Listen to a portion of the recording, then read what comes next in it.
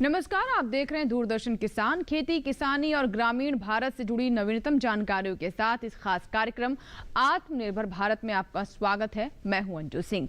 आइए देखते हैं क्या है नया आज के कार्यक्रम में। नमस्कार, स्वागत है आप सभी का। मैं हूं मोनालिसा। भारत का स्वास्थ्य सेवा क्षेत्र नित नई इबारत लिख रहा है। बात चाहे कोरोना टीकाकरण अभियान की हो जो जोर शोर से चलाया जा रहा है, या फिर आयुष्मान भारत जैसी लाभकारी योजना से तमाम पात्र लाभुकों को ज्यादा से ज्यादा तादाद में जोड़ना, और इसके लिए बाकायदा एक जबरदस्त मुहिम चलाई जा रही है। इसके बारे में बातचीत के लिए आज हमारे साथ मौजूद हैं राष्ट्रीय स्वास्थ्य प्राधिकरण के CEO doctor RS Sharma. Doctor Sharma, आपका बहुत बहुत स्वागत है। डॉक्टर शर्मा, आपसे हम जानना चाहेंगे सबसे पहले इस मुहिम के बारे में। बहुत ही जोर शोर से एक मुहिम चलाई जा रही है, आपके द्वार आयुष्मान। तो किस तरह से ये जो मुहिम है, इसके पीछे का क्या उद्देश्य है? यूं तो हम जान रहे हैं कि जो योजना है वो पहले से चल रही है, जनवरी से कार्ड भी बनाए जा रहे थे, लेकिन खास तौर पर 1 फरवरी से इसे एक मुहिम का रूप दिया गया है। तो क्या उद्देश्य है इसके पीछे? देखिए, इसका उद्देश्य ये है कि हमारे जो बेनिफिशियरीज हैं, जो लोग पात्र हैं इस योजना के, उनको बहुत से लोगों को पता नहीं है कि हम वास्तव में इसके पात्र हैं कि नहीं जी। और जब वो अस्पताल जाते हैं, मान लीजिए बीमार होते हैं, अस्पताल जाते हैं, वहाँ बोलते हैं कि भाई हमको इलाज कराना है, हमारे पास पैसा नहीं है, हम आयुष्मान भारत योजना में हैं। तो अस्पताल के लोग बोलते हैं कि भाई आपके पास कोई सबूत है इस बात का कि आप आयुष्मान योजना में हैं जी। और उस समय उनके पास कोई सबूत नहीं होता। उनको लगता है कि भाई हमको डेटा खुजवाना पड़ेगा, अपना नाम खुजवाना पड़ेगा। तो वैसी स्थिति में उन लोगों को इलाज से वंचित रहना पड़ता है जी। तो हम लोगों ने ये सोचा कि कम से कम हर व्यक्ति के पास जो इसके लिए लाभुक है, उसके पास एक टोकन होना चाहिए, छोटा सा कोई कार्ड होना चाहिए या कोई कागज होना चाहिए जिससे उसको पता लगे या जिससे उसको एक कॉन्फिडेंस हो सके कि मैं इस योजना का हकदार हूँ, और वो जा करके अस्पताल में उसका लाभ ले सके। तो यही कारण है कि हम लोगों ने एक अभियान चलाया, क्योंकि अब तक देखिए आप करीब 54-55 करोड़ लोग हैं जो इस योजना में हमारे लाभुक है जी। लेकिन अब तक मात्र हम 14 करोड़ या 14.5 करोड़ लोगों को ही आइडेंटिफाई कर सके हैं जी। तो इसका मतलब है कभी 75% लोग ऐसे हैं जिनके पास कोई डॉक्यूमेंट या टोकन नहीं है जी। तो हमने कहा कि भाई इन लोगों को भी हमें जरूरत है आइडेंटिफाई करने की, उनको कोई ना कोई कागज देने की, टोकन देने की, कार्ड देने की, इससे कि वो जा करके अपना इलाज करवा सके। तो इस अभियान को हमने प्रारंभ किया है। इससे अवेयरनेस भी पैदा होगी लोगों में, लोगों के जागृति भी होगी, और साथ ही साथ लोग को एक कॉन्फिडेंस हो सकेगा जाकर के इलाज करवाने का। बिल्कुल। और खास तौर पर आयुष्मान भारत योजना का जो उद्देश्य है वो यही है कि जो गरीब परिवार के लोग हैं, जो वंचित है, उन्हें मुफ्त में जो स्वास्थ्य सेवा है वो उपलब्ध हो। और इसकी शुरुआत हम कह सकते हैं कि इस आयुष्मान कार्ड से ही हो जाती है। पहले शुरुआत में भले ही 30 रुपए की फीस लगती थी, अब तो आवेदन से लेकर कार्ड मिलने तक उन्हें कोई फीस भी नहीं देनी होती, बिल्कुल मुफ्त में ये कार्ड मिलता है। बेसिकली ये अनुभव जो हम लोगों ने किया पिछले 2-2.5 वर्षों में जी, कि हमने कुछ एजेंसीज को कहा कि आप 30 रुपया लीजिए उससे, बेनिफिशियरी से, और उसका कार्ड बना दीजिए। तो होता ये है जनरली गांव में या जो गरीब लोग होते हैं, जब उनको कोई ज़रूरत नहीं होती है तो उनको लगता है भाई 30 रुपया क्यों खर्च करके कार्ड बनाएं, जब बीमार होंगे तब देखेंगे। और जब वो बेचारे बीमार होते हैं, जब उनको ज़रूरत पड़ती है हॉस्पिटल में जाने की, उस वक्त में अब जा करके कहते हैं भाई तुम्हारा नाम है कि नहीं, कार्ड खोजो जी। तो अब कार्ड बनाने में 1 दिन लगेगा। तो प्रश्न ये उठता है कि उस वक्त जब उसको इमरजेंसी है तो उसको जरूरत इस बात की जल्दी से अस्पताल में भर्ती होकर के अपना इलाज करवाए या कार्ड बनवाए। बिल्कुल। तो दोनों ही स्थितियों में वो लोग वंचित रह जाते हैं। तो हम लोगों ने कहा कि बजाय ऐसी स्थिति पैदा होने के, हम लोग क्यों ना प्रोएक्टिव तरीके से जाकर के उनके पास जाएं हम लोग। और इसीलिए हमने इस स्कीम का नाम रखा है आपके द्वार आयुष्मान, कि उनके द्वार पर जाकर के, उनके घर जाकर के, उनका जो डेटा है, जो हमारा SECC का डेटा है, उसमें नाम खोज करके, उनका आधार डिटेल लेकर के उसका एक कार्ड बनाए हम लोग। तो बेसिकली उससे ये होता है कि पहले की जो योजना थी जिसमें हम लोग नहीं पूरा कर पा रहे थे, इस योजना को हमने उनको प्रोएक्टिवली इसमें भागीदार बनाने का फैसला किया है। जी। डॉक्टर शर्मा, इस आयुष्मान गोल्डन कार्ड के बारे में एक दिलचस्प जानकारी ये मिली है कि ये कोई कागज का कार्ड नहीं है बल्कि PVC का कार्ड बनाया गया है। क्या इसके पीछे भी कोई सोच रही है? देखिए, ऐसा है कि कार्ड तो बेसिकली ऑनलाइन है एक प्रकार से, कि जब आप जाएंगे तो हम लोग तो ऑनलाइन वेरीफाई करेंगे, क्योंकि जब इलाज कराने कोई व्यक्ति जाता है तो अपने आप को आइडेंटिफाई करता है, अपने आप को ऑथेंटिकेट करता है। और क्योंकि ये कार्ड हमारा आधार से लिंक्ड है, इसलिए वो आधार में बायोमेट्रिक वेरिफिकेशन कर देगा। इसलिए जरूरी नहीं है कि उसके पास कोई कार्ड हो, उसका लिखा हुआ भी अगर होगा उसका नंबर, तो उससे काम चल जाएगा। लेकिन होता क्या है कि गांव में किसी की झोपड़ी है, अब उसमें पानी चू गया, खो गया, कार्ड को चूहा खा गया, कागज को चूहा खा गया, इस तरह की परेशानियां होती रहती। तो हमने कहा कोई थोड़ी ड्यूरेबल जो चीज हो, ड्यूरेबल कार्ड हो, उसको हम दे दें। तो पीवीसी के कार्ड की कीमत बहुत ज्यादा नहीं होती है, 4-5 रुपए में पीवीसी का कार्ड आता है, 1-2 रुपया छपाई का लगता है। तो इस तरह से एक बहुत सस्ता विकल्प है। वो स्मार्ट कार्ड नहीं है, लेकिन वो एक पीवीसी का कार्ड है जिस पर सब विवरण लिखा हुआ है। उसके लिए भी कन्वीनियंट है, क्रेडिट कार्ड के साइज का है, जेब में रखने के लिए भी आसान है। तो इसीलिए हम लोगों ने सोचा कि बजाय हम कागज करने के, हम थोड़ा एक ड्यूरेबल मीडियम उसको दें, जिससे कि कुछ दिनों तक वो रह सके। टिकाऊ हम कह सकते हैं कि बहुत समय तक लेकिन इसका मतलब ये नहीं है अगर कार्ड खो गया तो दोबारा बनाने में कोई समस्या नहीं है, बिकॉज वो ऑनलाइन है और उस ऑनलाइन में कोई भी आदमी कार्ड डाउनलोड कर सकता है, प्रिंट कर सकता है, अपने मोबाइल फोन में रख सकता है। तो ये बहुत आसान है। इसलिए ये नहीं है कि कार्ड खो गया तो सब कुछ खो गया। जी जी बिल्कुल। आपसे इस अभियान के बारे में जानना चाहेंगे। और डॉक्टर शर्मा, हमने जाना है कि इसमें जो कार्ड बनाए जा रहे हैं, एक दिन में रिकॉर्ड 8 लाख से ज्यादा कार्ड बने हैं। ये अपने आप में एक बहुत बड़ा आंकड़ा है। तो अब तक कितने कार्ड बन चुके हैं? देखिए, ऐसा है कि इसमें हम लोगों ने जो शुरुआत की और हमें इतनी सफलता की उम्मीद नहीं थी। हमने सोचा था कि एक साल का अंत है, 1 फरवरी से मैंने प्रभार लिया यहाँ पे, तो इस बात पर चर्चा हुई और कुछ 15-20 फरवरी तक हम लोगों ने फाइनल किया कि हम कॉमन सर्विस सेंटर की जो व्यवस्था है उसके लोगों को हम इसको ठेका देंगे, इसको बनाने का।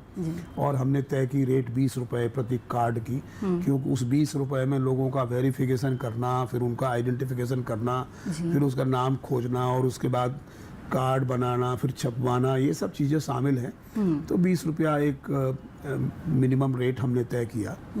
उसके बाद जब देखा तो लोगों में इतना धीरे धीरे उत्साह आने लगा, लोग समझने लगे कि भाई ये बहुत अच्छी चीज़ है, जिसमें लोगों को गांव के जो अपने जो लोग हैं उनको इसमें शामिल करने में, जो रियली हमारे जो है कॉमन सर्विस सेंटर के, वो वस्तुतः उसी गांव के लोग होते हैं, विलेज लेवल एंटरप्रेन्योर। तो उन लोगों ने जा करके उनको जानकारी भी है कि भाई ये चाचा जी हमारे दूर के रिश्तेदार है, ये गांव में यूजुअल रहता है, छोटे छोटे गांव में सब लोग एक दूसरे को जानते हैं, तो उनके लिए आसान भी है डेटा खोजना। तो उस तरह से बनवाना शुरू किया तो ये एक बड़े उत्साह तरीके से काम करने लगा।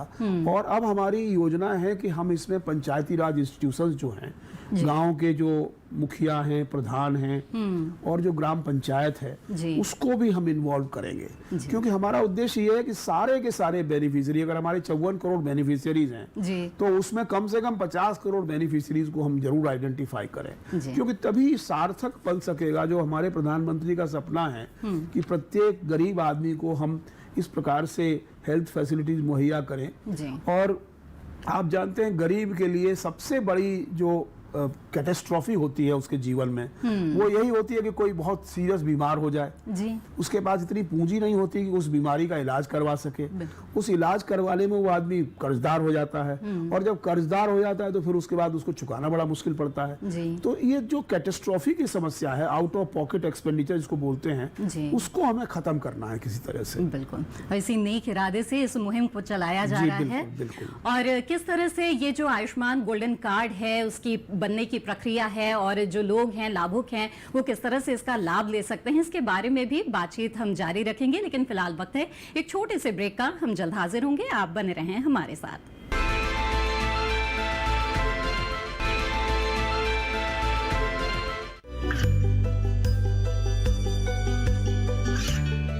गांवों और पिछड़े क्षेत्रों में सरकारी योजनाओं की जानकारी पहुंचा।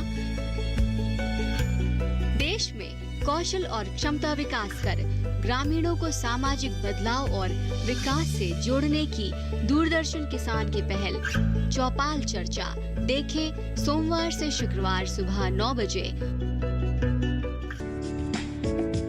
ये कामयाबी है अन्नदाता की। ये कहानी है खेत और खलिहानों की।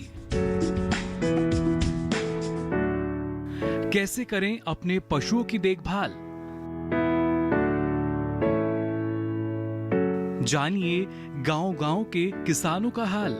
देखिए गांव किसान सोमवार से शुक्रवार दोपहर 12 बजे सिर्फ डीडी किसान पर। ब्रेक के बाद आप सभी का फिर से स्वागत है।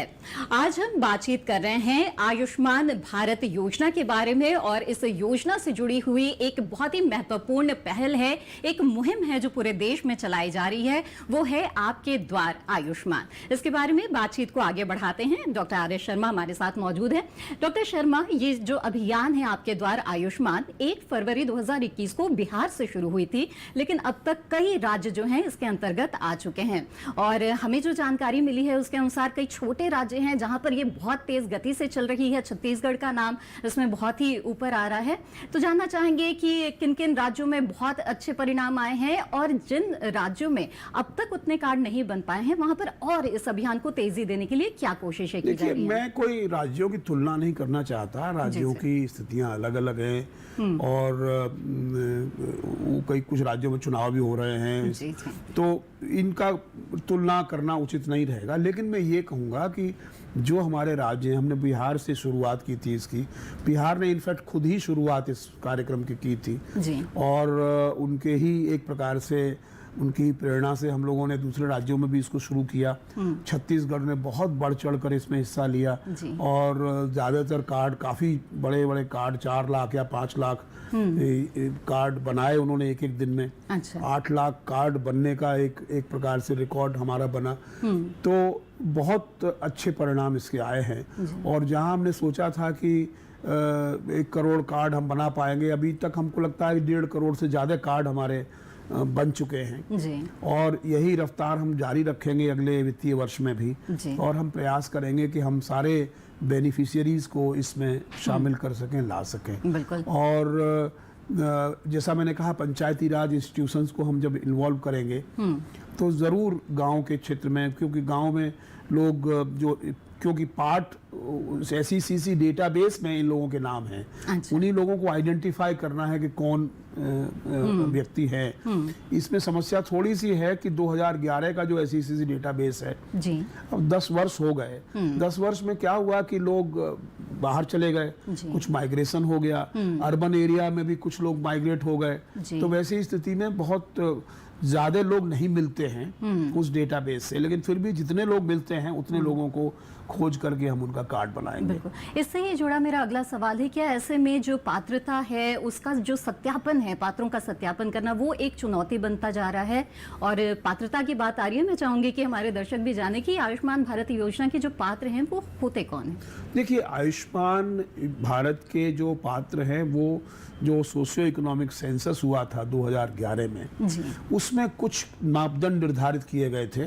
किसी के पास कच्चा घर है, किसी के परिवार का मुखिया खत्म हो गया है, इस तरह की कुछ चीजें थी, डेप्रीवेशन क्राइटेरिया थे जिनको कहा गया था कि इस प्रकार का अगर ये क्राइटेरिया है तो ये लोग आयुष्मान भारत के ऑटोमेटिकली पात्र होंगे। अच्छा। तो ये पात्रता पहले से निर्धारित है। अब सवाल उठता है कि जो डेटा में जो पात्र डेटाबेस है उस डेटाबेस के जो लोग हैं ग्राउंड पर जी। वो लोगों की क्या स्थिति है, वो लोग मिलते हैं नहीं मिलते हैं, वहां रहते हैं नहीं रहते हैं। तो ये जो सारी चीज जो है ना, इसको हमें यही बेसिक चैलेंज है जिसको हमें वेरीफाई करना है और इसी का काम हम कर रहे हैं, जो मैंने आपको शुरू से बताया। तो अब हम लोग बातचीत की शुरुआत में भी आपने बताया डॉक्टर शर्मा कि कई लोग खुद भी नहीं जानते कि वो पात्र हैं या नहीं। तो क्या अभी कोई व्यवस्था ऐसी है कि वो जान सकते हो, खुद ये जांच सकते हो कि वो पात्र हैं या नहीं? बहुत अच्छा प्रश्न आपने पूछा है। इनफैक्ट हमको लगता है कि हम ऐसी व्यवस्था अब करने जा रहे हैं शीघ्र कि न केवल कॉमन सर्विस सेंटर के लोग बल्कि कुछ वॉलंटियर्स हों गांव में या कुछ पढ़े लिखे लोग हों गांव के ही, वो उस डेटाबेस को देख करके कह सकें कि भाई आपका नाम इस जगह पे है, आपके पास कार्ड नहीं है, वो खुद अप्लाई कर सके। जी। तो सेल्फ एप्लीकेशन को भी हम धीरे से बहुत जल्दी ही इसको एक्टिवेट करने जा रहे हैं। बिल्कुल। और क्योंकि हमारे पास आधार से लिंक्ड है ये डेटा, जी। इसलिए ड्यू डुप्लीकेशन पहले से हो जाएगा। मान लीजिए किसी ने कहा कि भाई मेरे पास कार्ड है कि नहीं मुझे नहीं पता है, लेकिन ये मेरा नाम ये है और मेरा आधार नंबर ये है और वो कार्ड के लिए अप्लाई करेगा, तो हम उसको बता देंगे भैया तुम्हारा कार्ड पहले से बना हुआ है और हम उसको कार्ड भी भेज देंगे। जी। तो वैसी स्थिति में डी डुप्लीकेशन की या ज्यादा एक आदमी के 2 कार्ड बनने की संभावना खत्म हो जाएगी। जी। और दूसरी बात यह है कि लोग अपने आप स्व प्रेरित होकर के कार्ड बनाने का काम कर पाएंगे। जी। तो हम इस पूरी व्यवस्था को VLE से भी आगे बढ़ा करके पूरी जनता के लिए खोल देना चाहते हैं, जी। जिससे कि जो इंटरेस्टेड लोग हों अपना करें। तो मुझे लगता है जब एक प्रकार से क्राउड सोर्सिंग होने लगेगा डेटा का, जी। लोग आने लगेंगे, जी। तो बहुत सारे कार्ड्स बन जाएंगे बिल्कुल। और बहुत से लोगों को जानकारी हो जाएगी। बिल्कुल। और इसमें जो ऑनलाइन पोर्टल है मेरे ख्याल से उसमें भी काफी मदद मिलेगी। टेक्नोलॉजी का सहारा इसमें लिया जा रहा है, खासतौर पे डिजिटल माध्यम का भी सहारा लिया जा रहा है। जो मोबाइल ऐप है, मैं चाहूंगी उसके बारे में भी बताएं कि उसका किस तरह से इस्तेमाल कर सकते हैं। मेरा अपना मानना रहा है कि टेक्नोलॉजी जो इंफॉर्मेशन और कम्युनिकेशन टेक्नोलॉजी है, उससे भारत की बहुत सारी समस्याओं का, हार्ड प्रॉब्लम्स जो हिंदुस्तान की हैं उनका हम सॉल्व कर सकते हैं। बिल्कुल। उनमें के सोल्यूशन में मदद कर सकते हैं। जी। टेक्नोलॉजी एक एनेबलर है जिसका हम इस्तेमाल कर सकते हैं। तो जैसे मैंने कहा, पोर्टल के माध्यम से हम कार्ड बना सकेंगे, जी। तो उससे ये फायदा होगा। दूसरी बात ये है कि सारा का सारा हमारा सिस्टम ऑनलाइन है। जी। तो वैसी स्थिति में हॉस्पिटल में जाने से लेकर के उसका डिस्चार्ज होने तक सारा का सारा जो ट्रांजैक्शन है, सारा का सारा जो इवेंट है, उसको हम रिकॉर्ड कर सकते हैं कि जब वो गए तब उन्होंने आइडेंटिफाई किया, प्री ऑथराइजेशन हुआ, उसके बाद इलाज हुआ, इलाज के बाद डिस्चार्ज हुए व्यक्ति।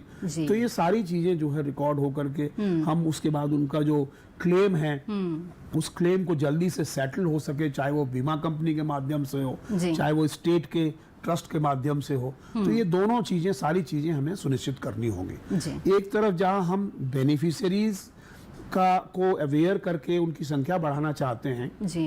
वो डिमांड साइड की जो इशू है, उसी प्रकार से सप्लाई साइड में हम ये भी चाहते हैं कि जो हमारा अस्पताल का इंफ्रास्ट्रक्चर है उसमें भी बढ़ोतरी हो। जी। उसमें भी कुछ नए अस्पताल बने, कुछ नई स्वास्थ्य सुविधाएं ग्रामीण क्षेत्रों में, विशेषकर ऐसे क्षेत्रों में जो उपेक्षित हैं, जो अंडर सर्व्ड हैं हेल्थ फैसिलिटीज के माध्यम से, उनमें पैदा हो। तो ये कार्यक्रम भी हम लोग लेना चाहते हैं। जी।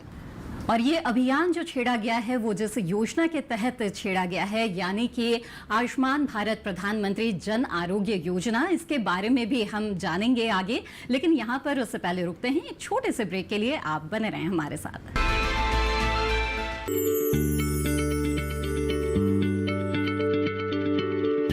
क्या आप किसी बीमारी से परेशान हैं?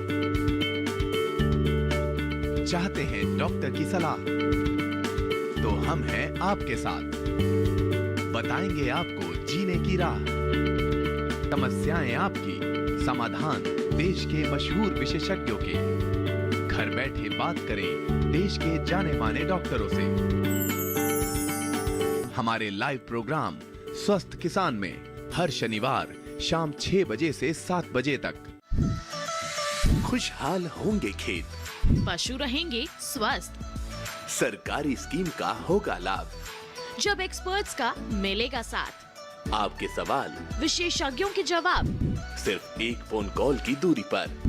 देखिए किसानों का अपना प्रोग्राम हेलो किसान, सोमवार से शुक्रवार शाम 6 बजे से सिर्फ दूरदर्शन किसान पर। ब्रेक के बाद आप सभी का फिर से स्वागत है। आज हम डॉक्टर आर एस शर्मा से चर्चा कर रहे हैं आपके द्वार आयुष्मान अभियान के बारे में और उससे जुड़ी हुई योजना के बारे में।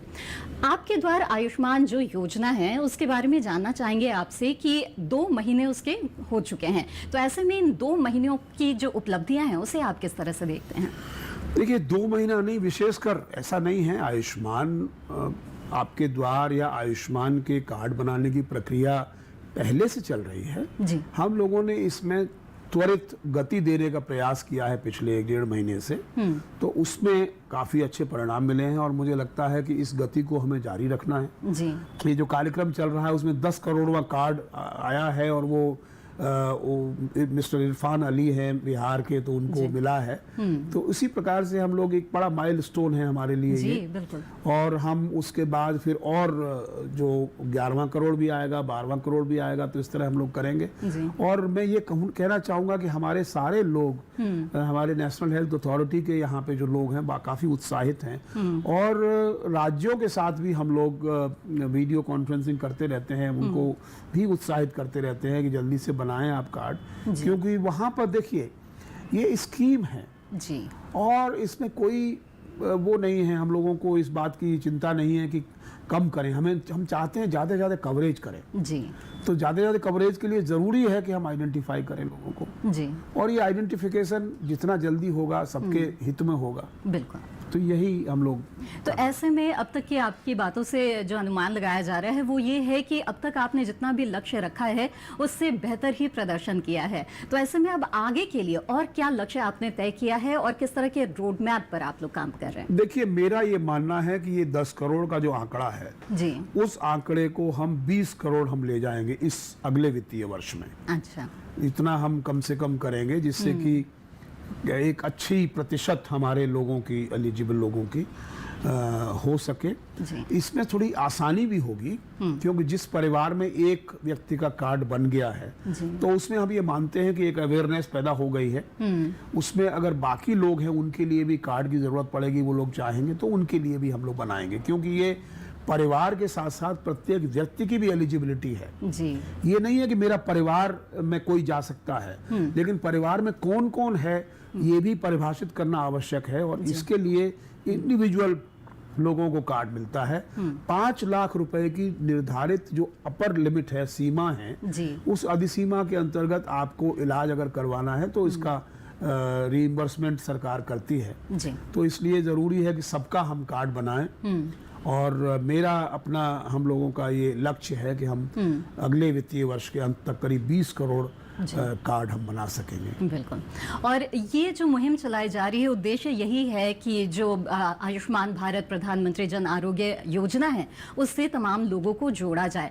अब तक जो परिणाम आए हैं, कितने लोग इससे इलाज करा चुके हैं या इस योजना का लाभ ले चुके हैं, ये आपसे जानना चाहेंगे। खासतौर पे हमने देखा जो बीता साल था वो बहुत मुश्किलों भरा था, कोविड-19 का समय था, तो ऐसे में कितने लोग अब तक इसका लाभ ले चुके हैं?